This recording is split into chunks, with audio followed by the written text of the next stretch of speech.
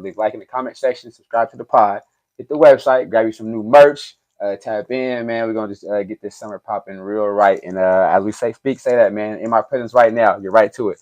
I'm here live in Oakland, California, with somebody I've known over, I don't know, 15 plus years of my life. Somebody spent a lot of time together on off the court, hanging out, becoming close, more like a brother than a friend, and just some longevity. But also, man, he was a former #1 draft pick of the Sacramento Kings. It's a long, extensive career playing overseas, different leagues. Man, he's a baller through and through. I will say this though, you may not know he was born in Munich, Germany, but also has ties from Baltimore.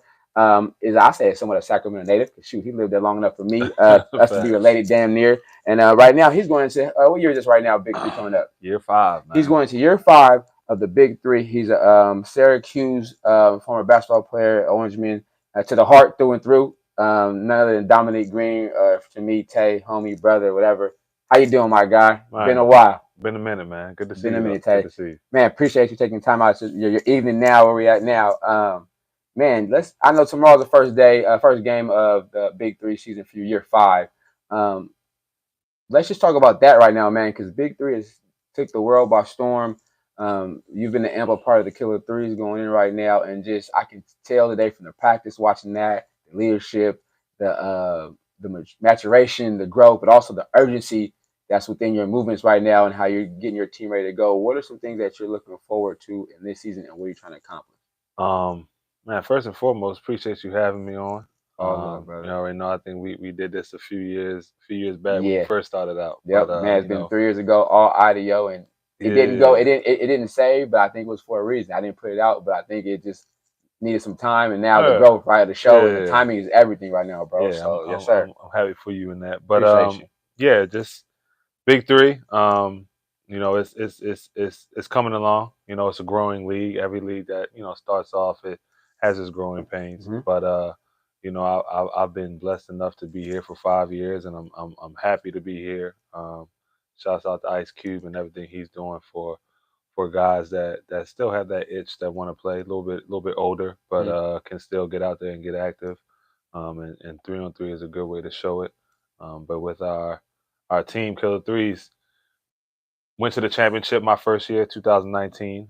We had Steven Jackson on that team and a couple other guys, and we ended up putting it together and making a nice run. And haven't been back since. Just been close, been scratching to get back there. And I think this year is our year. You know, just want to come out and take it 1 week at a time. But you know, definitely have winning on our mind and try to win every week. Yeah, I heard you say that at the end of practice too, man. Each week, each game is the one to get in there. Each one. Every game is. I mean, we only have 8 weeks in the regular season, so every game is important, man. Right. Every single game. Last year, we were going into the final week. We were #1 seed.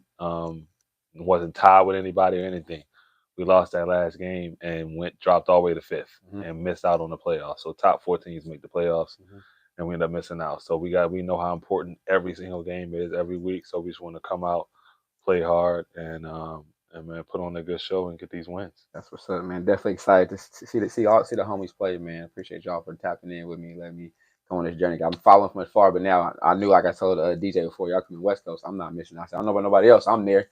I'm happy with our dates. You know, hopefully you can come down to Anaheim. I'm there for sure. Ticket already purchased. You know, we got some good dates over here in Cali, so it's good to have the fam back out here. I know my cousin and daughter will be down here tomorrow, so you know, it's good to be back, especially in North Cal. You know, I was here for about 5 or 6 years, so you know, it's good to be back around. Yeah, and speaking of North Cal, man, I mean, it's some people call it Throwback Thursday or Flashback Friday. It's Friday, man, so I got to take it back a little bit, bro. I mean, it's Baltimore, though. The game itself, like, what drew you to this sport? I mean, I'm sure, I think we talked about you doing other sports, too. You can mention those, for sure. What drew you to that gym, this sound, that basketball, that passion early on? I was a baseball player growing up, for sure, through and through. I was, you know, playing year-round at one point, even in the winter. So, you know, baseball was my first love. Basketball, I always, you know, played it a little bit, you know, outside, little rec league here and there, but it wasn't anything serious until my mom passed away. Mom passed away when I was 13. She was a big basketball fan, player, coach. She was coaching my little brother before I was even, really interested in basketball like that. So, when she passed away, I kind of gravitated more to basketball. On top of me growing too, I started getting taller. So, and I figured like, hey, let me try to, pick this up and get more serious with it. And being that I moved back to Baltimore, it was it was a match made in heaven. Baltimore is a basketball city.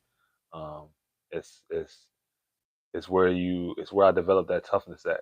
You got to be can't be no slouch coming out of Baltimore. Fact. So once I got there and got around my group of friends and really fell in love with the game, it was all she wrote. That's what's up. So during those times, man, I mean, who was those ones, man? Like, hey, I'm watching him, or I'm going to see him, or I'm imitating them. What was it like? Who was those people out I there? was a big Tracy McGrady fan. I loved Right. Tracy McGrady growing up. Tracy McGrady and Kevin Garnett. Okay. I was I guess you would I was an early tweener. A lot of people say it was before my time. Like I was, six coming out of high school. I was 6'9", 6'10", could shoot the ball, could dribble. Hmm. So KG was developing that stretch four game. He was out there bringing the ball down the Early. court early. Yeah. And T Mac, he was a big wing. T Mac's like 6'9", so he's out there, dunking on you, shooting the three, handles. Yeah. Everything was crazy. It's basically everything Kobe was doing. Kobe's even said this. Everything Kobe was doing at 6'6", T Mac was doing at 6'9". So, watching those guys and just developing my game, it was crazy how fast it happened, how fast everything came together. But it was definitely a lot of hard work for sure. That's what's up, man. We've heard stories about the crazy high school times and careers on off the court, high school AU and AU high school ball. Give me a little about that era, man. Some of the guys you play with, some of them games, because the rosters was crazy. The Man. rosters was crazy. The people you was rocking with, big time ballers from the city, man. Y'all had some good numbers, some good runs, man. Talk about that for a little bit. Nah, my guys were my team. We were solid. We got together around 14 under, and we're together all the way through high school. One guy, Malcolm Delaney, ended up going. We went to high school together. He went to Virginia Tech. Played overseas as one of the, I think the top, Dog. one of the greatest players to ever play in EuroLeague. He's big following, big love. He also played in the NBA for the Atlanta Hawks for a few years. He was a dog. Sean Mosley went to the University of Maryland. He was just a killer in his own right. Had a couple other guys. Desmond Thomas was our guard. Eric Brooks. Man, our whole team. What's crazy is our whole team went D1. We had 10, 11 guys on our team. Our whole team went D1 except for like one guy. That's crazy. But yeah, we were a talented group, man, and ended up winning national AAU national 16 under. We won every Nike tournament at the time for 16 under. My 16 under year it was our team's come out year and it was my personal come out year too at the same time. So yeah, man, we didn't played against the best of the best. We played against we was playing against Derrick Rose and Mike Beasley and OJ Mayo and DeAndre Jordan, Blake Griffin, all our class was loaded for sure, and we was definitely one of the top teams in that class. What type of this AU now of course is different somewhat, but then talk about the relationship part of it though, the bonding part, the kicking it, part of that. How close did that make y'all as a unit spend time together or taking those games and trips together? It made us real close. What's crazy is me and Malcolm we played AAU there, but we also went to high school together. But the other guys that won our AAU team went to like our rival schools in the city. So the games was turned. Oh man, the games was turned, and we always wanted to win, but once the game was over, it was always that love. It was like like we say, our team was called Team Mellow, but our recreation was Mount Rural. So we always say Mount Rural for life. And shout out to Coach Corbett and Coach Roscoe, Coach Curl Mitchell. They had us down there working. Coach Baseline, Coach Craig. You know, we had a good group of guys with even better coaches who were great men that really molded us and did it the right way, man. I wouldn't trade anything for the world going down there and playing with them. That's what's up, man. You in Malcolm High School. What was that combination like, bro? Man, deadly. You know, it's arguably everybody. You know, Baltimore has had some great. Don't get me wrong, great players come through from. You guys might not even know, but Skip Wise is the first name for sure that I can think of, the earliest. But you know, he had Muggsy and all his guys that went to Dunbar, and so on and so forth. But you know, me and Malcolm look at each other as far as duos. Like, we're definitely one of the top duos to come out of the city. And even when we became, you know, pros, we went back and won a summer league, a pro-am together. So don't change. Yeah, you know, it was just we it's just something, you know, we just click and it works, man. Yeah. It's magic. It's something we don't even really talk about it a lot of times. It's just from playing with each other, just knowing each other a lot. It just is what it is. So in saying that, how does one end up at Virginia and one in Syracuse? So look, we were supposed to look. What was crazy was we started off as a package deal. You know, we was like, yo, we want to go to school together. Okay. Let's try and you know, get somewhere where we can play together. NC State was the school that we had our eye on. You know, I thought we were locked in, and the coaching staff was, you know, was cool, but one of the head coach ended up getting fired. So recruitment kind of opened up, and my offers started coming in crazy. So this is when I wouldn't say I wasn't, you know, good, but I was still on the rise. I was just building my way up, and I ended up taking off, and we just went different directions. Still wish he would have came to Syracuse, but I had guys that committed early. Scoop Jardine had committed before Malcolm even committed to Virginia Tech, so it kind of took that away. But yeah, it was, everything worked out for both of us, and you know, I was definitely happy. He's in the Hall of Fame, Virginia Tech now, so you know, shout out to him. Well deserved, for sure. Yes. Talk a little about just playing in Syracuse, though, man. It big shoes to fill somewhat, but also coming in, legendary coach. You know what I'm saying? That environment, just playing that orange, man. I mean, you bleed it through, but special, man. It's special. Man, just people don't understand, like, going up there and playing in the dome, man. We had, you know, 30,000, 31,000, 32, 33,000 fans at the game, and it's almost like I kind of took it for granted, because it was like, you know, it was home court. It was what it was, but looking back on it, you know, you like, man, you don't really get that experience. Everybody can't play in front of that. Everybody can't play in front of that, and it was just so natural that I used to just have fun. Man, I used to go out there and just have a blast. And it was cold as I don't know what up there, but I love the snow, so it didn't really bother me. But playing for Boeheim, man, it was a blessing. You know, legendary coach, Hall of Fame coach. You know, has had some great players, and of course, you know, Melo went there. But even before that, you know, Derek Cole, John Wallace, Pearl Washington. Man, you can go down the list. There's a bunch of great guys that went there. So you know, for me to be able to go there and continue that Baltimore pipeline, it was pretty dope. That's what's up. Go on, have a good year, good career. Good year, yeah. You know, freshman led the team in scoring. 18, I averaged like 18 and 8 my freshman year. Started off hot. Don't say it's so modest. Nah, that's not. You know what? Because I really should have averaged more, though, man. Okay, crazy, I hear you. Because I started 18 and 8 as a freshman. It was pretty good. I'm my toughest critic, so I think I definitely could have did more and done better. But you know, that's just, it comes with the growth of my game. And I started off hot. I think at the non-conference, I think I was averaging like maybe like 24, 23, something like that. I was smoking. But you know, the Big East, the real Big East, it was real. Got real come conference play. But you know, we had some injuries. A couple guys on the team that were older, that were our leaders, had kind of got hurt, and a lot of the weight was put on me. But you know, it was all still good, and it was a great experience for me. But after my freshman year, man, it was, my dream was NBA.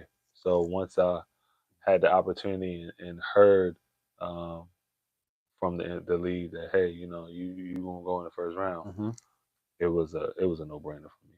No brainer for you. Yeah. Draft day. Name gets called. What's the first initial feeling? That's kind of, are you numb?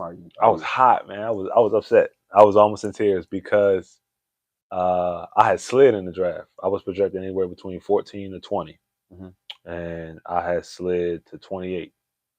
And I remember, like, I was in the house pacing. Like, I had a draft party I was supposed to have been at. I didn't even go to the draft party because I didn't want to go until my name was called. But I should have went just to be there with family and friends. But I was just in the house. I remember it was me, my manager, and my cousin Quinny was just in the house, and I was just like, man, like I can't go. Like, what if they don't call my name? And they was trying to calm me down, but finally had my name called, and it was just like a relief. Like, man, like I made it. Shot straight. Ran out of bowling alley, so shot straight to the bowling alley. Hugged my grandmother, my dad, and my family and everybody. And it was a dope feeling. But I was as happy as relieved I was also upset because I believe I was better than it was. You couldn't tell me there was 27 guys in my draft that was better than me. Right. So I put that chip on my shoulder and took it to Summer League for sure. Yeah. It's your first taste of the Summer League action. What's kind of the first? Let's ask what's the adjustment you felt you knew you had to make after playing the Summer League before season started? Well, Summer League, Summer League is just a bunch of young guys, really. A bunch of young guys, a few older guys that are trying to, prove that they can either play in the league or, still belong, trying to find jobs. So, it was really like playing in college for real. It was guys out there playing hard, a lot harder than they would play in the NBA. But I was just happy to be back playing because in that process, when you're in the draft, like, you just basically working out. Like, you don't want to play. They don't really let you play 5-on-5 because for me and where I was drafted at, or where I was predicted to be drafted at, it's like you don't want to get hurt and mess up your draft stock. So I was just working out, doing a little bit of lifting, a lot of running. Like, it wasn't no 5-on-5. I'm a guy that likes to play. I love to play. Pickup is my thing. I love to work out, but at the same time, I'm big on 5-on-5, open gyms, and just straight hooping. So once I got to Summer League and was able to hoop and just go out there and just do me and have fun, it was easy for real, bro. Like, that first game, I think the first game I had 41. How many? 41 the first game in Summer League. Like, it was. I was out there having a blast. You ready to get man, I was just ready to hoop. Yeah. And what's crazy was I wasn't even supposed to play that game because I hadn't signed my contract. My agent and the team was working out, like, basically your rookie contract is already set. No matter where you get drafted at, it's set. But it's just about your bonuses, your incentives, what you try to maximize everything. So they were working that out, and they're like, "Oh, you might not play the first game." I'm like, "Come on, man. Let's just get it done. I'm trying to hoop." So I literally signed my contract in the tunnel before the game, before warm-ups. Went out there, warmed up, and went out there and had a blast. So that first Summer League was definitely special to me, and there was a lot of get back, for a lot of teams that looked me over. But yeah, Summer League is completely different than the show, as I call it. The league is it's not as fast as Summer League. It's more about learning the NBA style game and having it slow down for you. Because in college, it's like who's better and who's playing the hardest. And then in NBA, is not necessarily like that. You got to really pay attention to details and skills and guys' tendencies and all other things. So it's definitely different, but it's fun at the same time. What was it like playing against some people you may have watched growing up or seen on TV? How was that like? Man, I tell people all the time when I stepped out there against like Kobe. Like, every time I see that picture, it's just like it was like a surreal feeling. Like, I've never felt like that again. But just going out there, like it was like, man, is this real? Like I felt like it was like an out of body experience. Like, you know, it's really him. I mean, you there, you got to lock in, and you don't want to show too much. It's like, you know, just stay locked in. Same thing when, you know, the first time I played against LeBron. I was fortunate enough to come up and be able to play against like Melo, and so I wasn't too, you know, too starstruck with him. But yeah, for sure, the Kobe's, Bronze, even all the way, like, you know, D Wade, just guys you know, I've watched growing up, like, dang, I'm really out here with them. At first it's a shock, but then once you get over the initial shock, it's like, yo, I need to cook, yo. Like, I need to go. You know what I'm saying? I gotta go at them. But you know, I tell everybody that my experience, my time in the NBA was definitely a blessing. Because, you know, it's only about 5,000 of us that ever play, you know, in the NBA. So to have my name be part of that number is dope, man. It's truly a blessing. A lot of people see success, people see fame nowadays. We got the quick highlights, videos, stuff like that. Just what's one thing that you feel like you may have struggled at or early on, and then got adapted to or had to learn from in with the NBA as far as just, you know, everything that goes along with it, man? Because a lot of stuff behind the scenes that everybody doesn't see what professional basketball players have to deal with and go through. For me, it was the business side of it. You know, I was drafted by Memphis, traded right away draft night to Houston, played with Houston in summer league, and then ended up getting traded to Sacramento because I played so well in summer league. So seeing the business side of it was a little challenging, and then you know, coming in knowing that you know, I'm young. I was, you know, 20 years old, but at the same time, I know I'm better than, you know, this guy ahead of me, or I'm better than that guy, and not really understanding, like, yo, the guy ahead of you might have got paid, and, you know, they got to play that guy because he got paid $45 million, or he got paid $20 million. So the business side of it, not really understanding, frustrating, you know, and also just the professional side, like, you coming in young, you like, that's your job. Of course, you know, I figured it out eventually, but coming in, like, I wish I knew coming in, you know, like, yo, it's a business. This is your job. This is your 9 to 5. This is what you do every single day. And, you know, for me, I was still just that kid playing, like, man, I love it. Like, I'm just out here just living my dream, having a blast. But it was, you know, the seriousness of it, which at times I didn't take so much. But you know, you live and you learn. Like I tell my kids, man, I've made the mistakes so that you won't make them. You know, I have the blueprint for everything, and you know, just that's all you can ask for as a child with a parent like that, though. So again, sure. shout out to you for being able to see that and pour into the and the young, not even just my ones. kids, just other kids. You know, I got family, and I tell kids all the time, man, just, you know, I'm always an open book. I'm always, you know, there for guys that have questions, but you know, you just gotta put that work in. That's the main thing. Just keep the main thing, and stay focused. So, and again, like, so we've talked offline before too. Just shout out to you too, because we gotta be vulnerable to do that. You gotta open up yourself to do that. So you gotta be willing to share